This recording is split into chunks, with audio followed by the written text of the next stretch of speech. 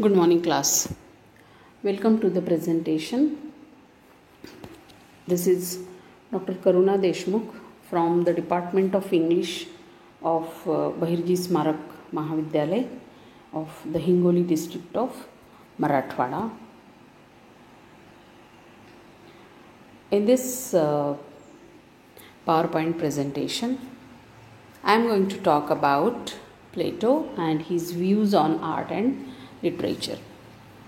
Plato, as you see on the screen, was born in the year 427 before Christ. Actually, there is no authentic record that he was born in this year. But scholars had come to the conclusion and they had decided to be this to be the year of the birth of this great philosopher, this great Greek philosopher. But it is a fact that he died in the year 348 BC, before Christ. So as you see, this is Plato, who is the great disciple of this great man Socrates, another Greek philosopher, greatest of the Greek philosophers, Socrates.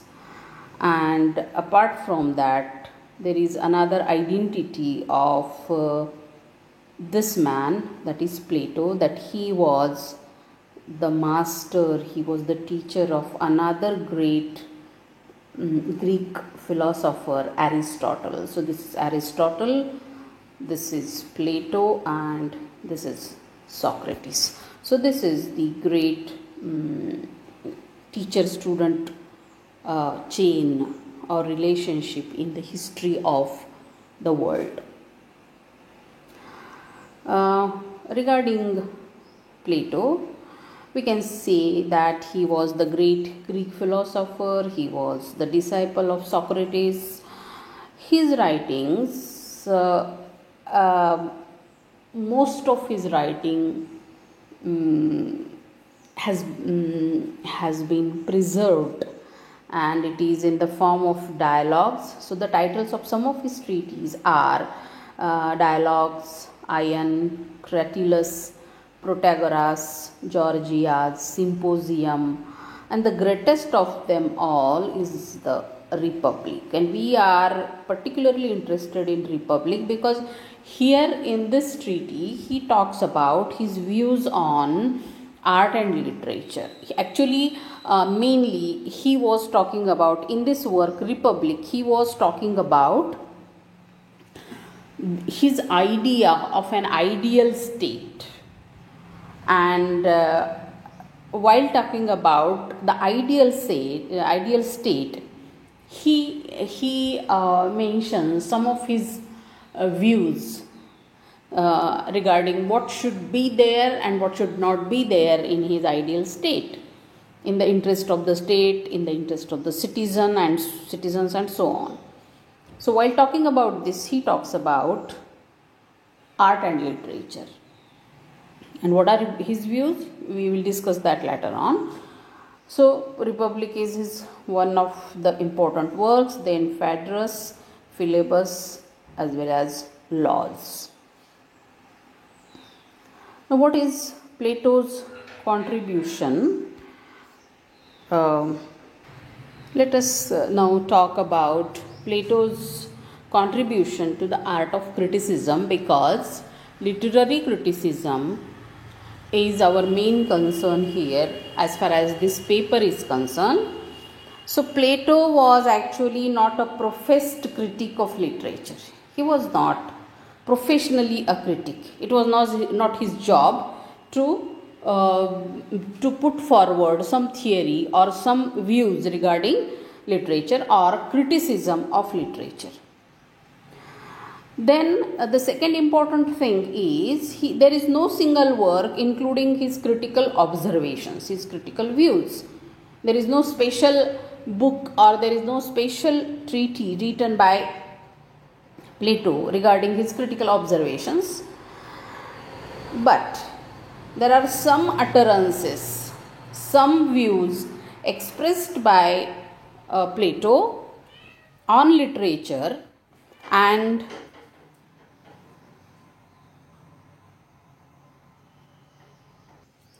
so his utterances or his views on literature, they occur in philosophical discussions in several of his dialogues.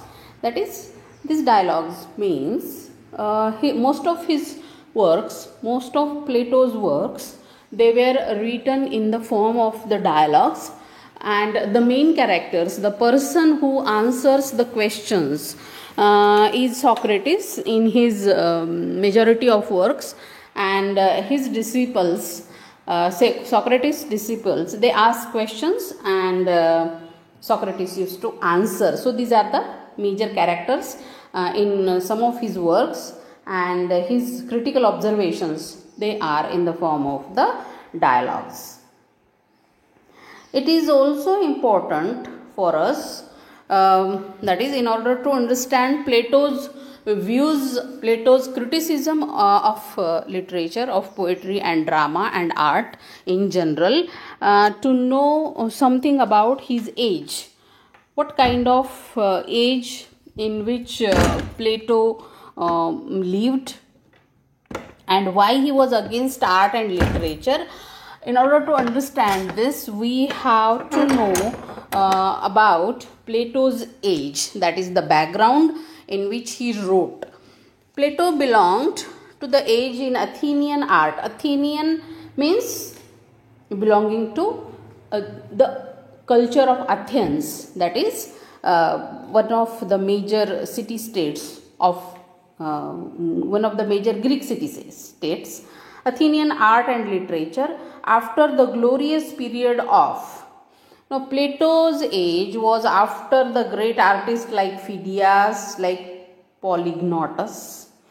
It was so before Plato, these great artists were born and died, that is Phidias and Polygnotus. Great writers like Achilles, Sophocles, Euripides, they were the classic, the greatest of the writers of Greek and Roman literature of tragedies, and Aristophanes was the writer of the comedies. So all of them, they lived and died before Plato. His age was, before Plato, the pre-Platonian age was of Achilles, Sophocles, Euripides, Aristophanes, the greatest of the dramatists, whereas his age was that of philosophy and oratory. Philosophers like Parmenides, Empedocles, Socrates, and orators like Gorgias, Antiphon, and Lysias. Now this is an important point to consider, because Plato was basically a philosopher and his age was of the philosophers, whereas the previous age, the earlier age, that is prior to Plato, it was the age of the great dramatists like Achilles, Sophocles, Euripides, and Aristophanes. So it was the age of poetry, that is earlier age, whereas Plato's own age was the prosaic age. It was the age of prose, it was the age of philosophy. And as a result of some inferior writers of tragedies and comedies and poetry, what happened to Plato's age was that it was the age of decline in national character. Now, why Plato went against art and literature? That is, his age was the age of decline in national character.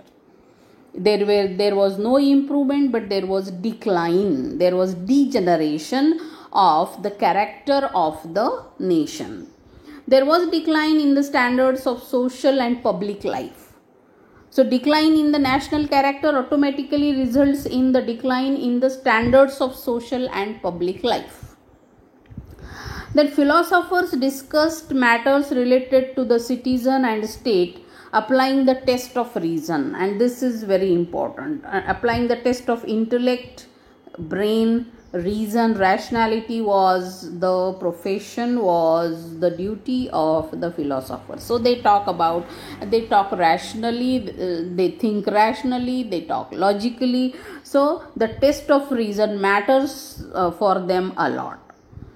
Socrates was their leader, and who was the major figure, who was the greatest figure in this rational inquiry? Socrates, of course. Socrates was their leader with his dispassionate quest of truth. So this is very important, because we know that, and those of you who haven't read about Socrates, you must know that Socrates sacrificed his life for the sake of truth. So his was the dispassionate quest of truth, and so he was a man of truth, often challenging many an established belief and convention. So Socrates was challenging, he used to challenge beliefs and conventions that were traditions that were established for ages, because he applied the test of reason.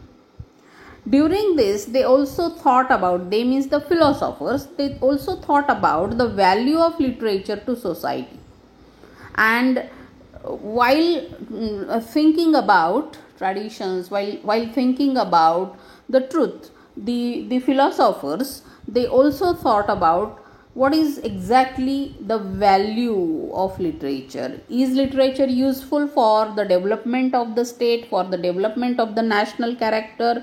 What actually is the nature of literature and its function? So it was a matter of their concern, because all of them, they were talking about the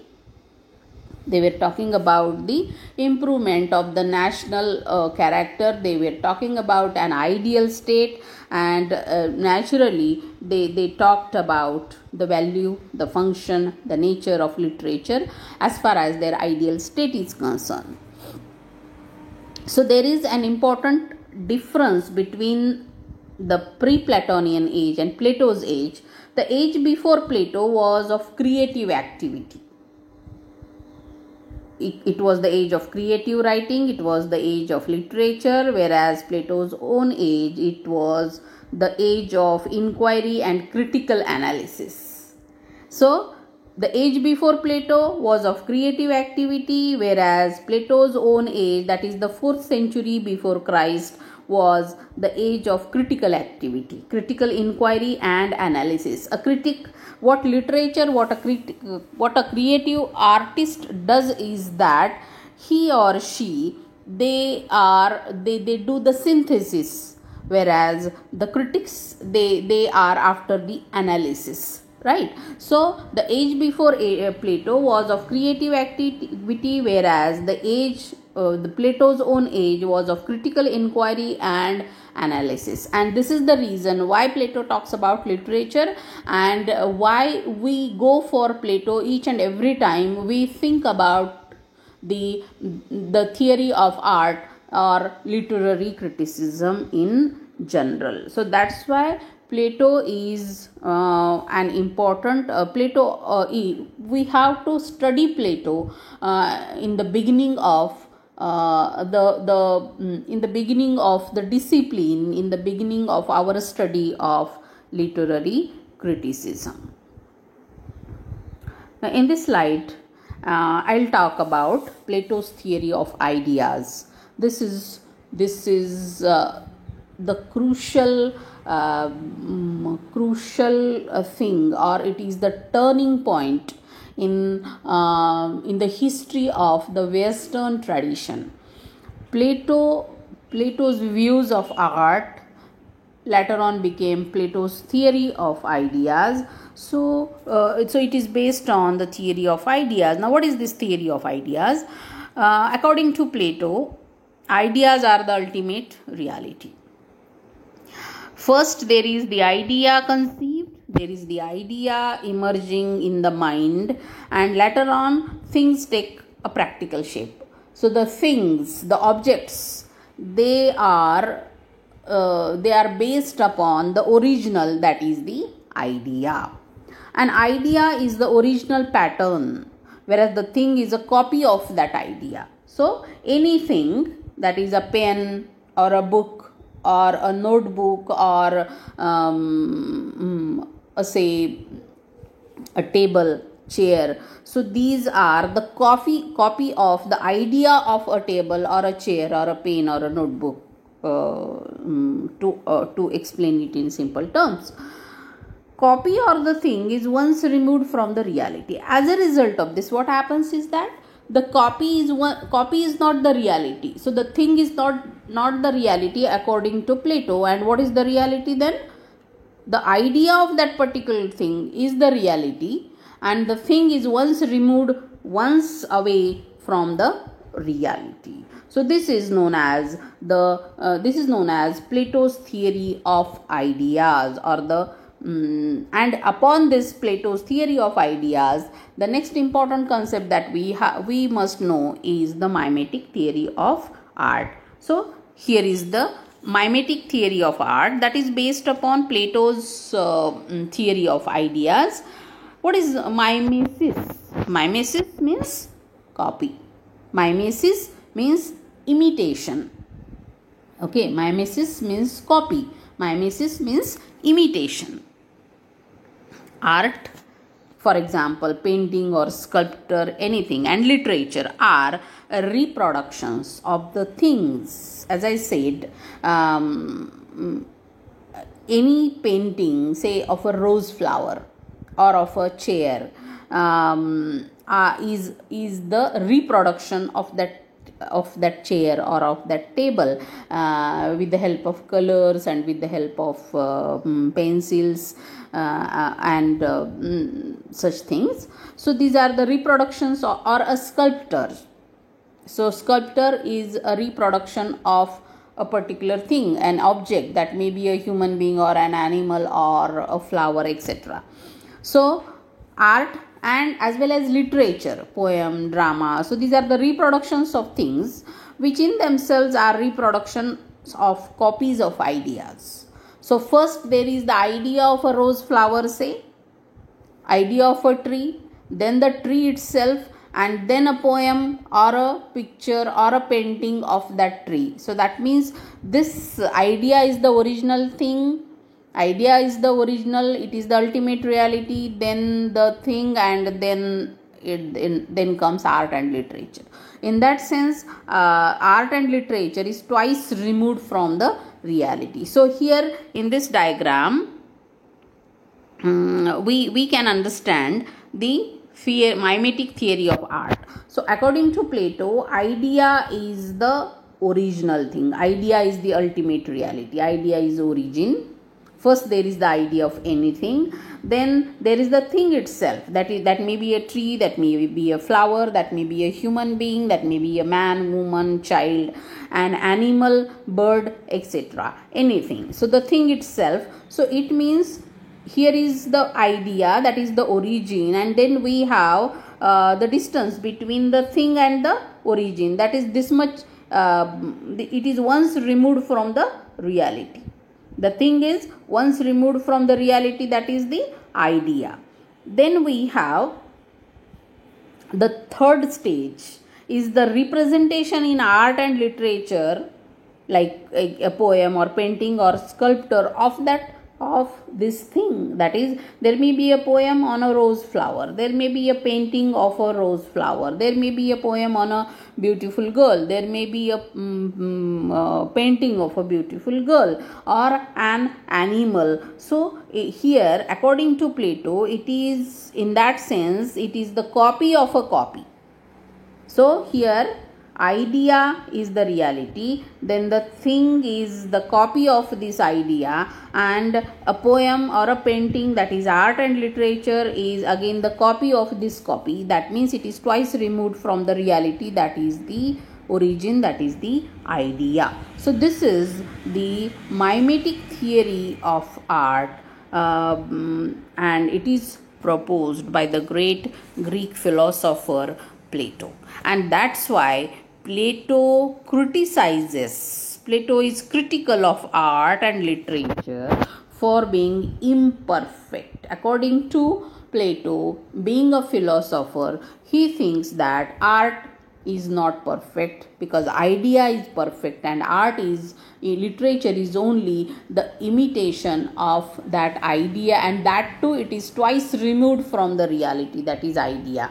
So art is imperfect, and since it is imperfect, it is not perfect, it is not helpful to mold the character, to develop the character, to create the character of the citizens of an ideal nation, the citizens of an ideal state. As well as art is also not helpful, not useful to promote the well-being of the state. For an idea of a welfare state, for the well-being of that state, for the development of the character of the citizens of that state, art is not helpful, art is not useful, because it is imperfect, because it is twice removed from the reality. So for Plato, art is not of highest quality, because Plato is a philosopher and he is talking about his ideas of an ideal state. He is talking about the requirement of the ideal state. And all these views are expressed by Plato in one of his important treatises called Republic. So at the center of our discussion of Plato's criticism of art and literature is this book, is this treatise called Republic, in which Plato is talking about the ideal state, the dream state, the perfect country, the perfect nation. So this is a presentation regarding an introduction, say, to Plato, his theory of art, his theory of ideas, and his mimetic theory of art. So from Plato onwards, there started a tradition of the mimetic theory of art, that is, art is an imitation and it is twice removed from the reality. So this is Plato and his attack, his charges against art, that is, it is imperfect and it is not useful, and he talks about all these charges in his treatise called Republic, and while talking about his idea or his concept of an ideal state. Thank you for watching the video.